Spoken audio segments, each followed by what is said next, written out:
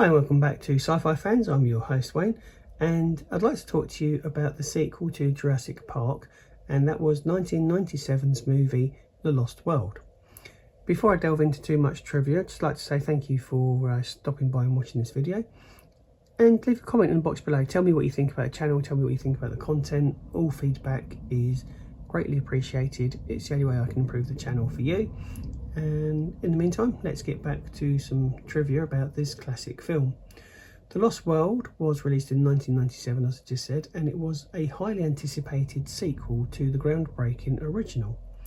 The movie is based on Michael Crichton's 1995 novel, The Lost World, and incidentally, he might not have written The Lost World had it not been for the success of Jurassic Park, in particular the film.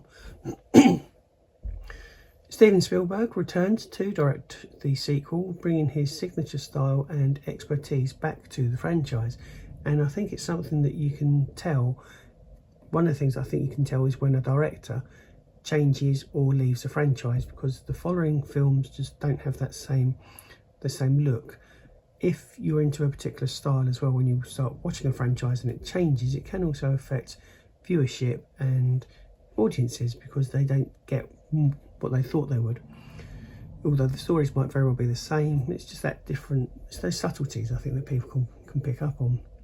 The film introduced a couple of new characters, including Juliana Moore as Dr. Sarah Harding and Vince Vaughn as Nick Van Owen. This helps to expand the characters and the universe of Jurassic Park, but then you can't have a sequel, not many sequels survive at least, without having some old faces, and Jeff Goldblum returned to reprise his role as Dr. Alan Malcolm. This time though, he would be used in a more of a leading role rather than a side character. One of the most memorable scenes involved a T-Rex, as they do with Jurassic Park. It's not a Jurassic Park film without a memorable scene involving a T-Rex. In this case though, the T-Rex is rampaging through San Diego, and this was a departure from the island setting of the first film. The Pachycephalosaurus, a dinosaur with a distinctive domed skull, was actually brought to life using cutting-edge CGI and animatronics, which is kind of synonymous with this particular franchise. They wouldn't have been able to make the first film without the animatronics or CGI, and you can see really when you go back and watch these films how far CGI techniques and visual effects have come, because you can really chart the history of CGI with these films. The suspenseful scene where velociraptors are hunting humans in the tall grass was actually filmed in a wheat field in California. The treehouse-like hide was a real structure built for the film, and when they do things like this is where they get the balance right: visual, practical effects and CGI. So the high house was a practical effect, and it did add authenticity to the scene. It also gives the actors something to work with when they're trying to act. The film was made on a budget of around $73 million, and it went on to gross over $618 million worldwide, instantly making it another box office success. Although not quite as successful as the first film, because the first film actually held the global box office record until Titanic came out.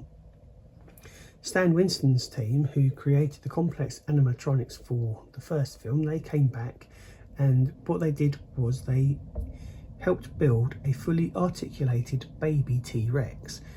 I don't think it had the same issues as the T-Rex from the first film, but I mean, that's quite an achievement really, how they brought these things together with animatronics.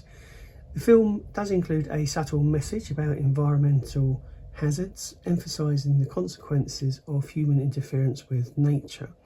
So again, there is a little bit of political messaging going on, but it's subtly done, which is how I like my political messaging, not in your face. Filming locations included the Redwood Forest of California and Hawaii Island Oahu, providing lush natural backdrops. And I've butchered that name in the first film first video, and I've butchered it again, so I do apologise to any Hawaiians that are watching. The film continued to push the boundaries of special effects, combining practical effects with CGI to create realistic dinosaurs. I just mentioned that a second ago, didn't I? And The Lost World set the stage for the future sequels, and it helped solidify the Jurassic Park series as a very lucrative franchise. So that's where I'm going to end this video. Thank you so much for taking time out to watch it. If you've enjoyed it, there's a button for that, and if you haven't, there's a button for that as well. Please do use the comments section to get in touch and reach out. I'm always open to your views. And thank you very much for watching, and I'll be back very soon with some more movie trivia, following on with the next Jurassic Park movie. Thanks for watching.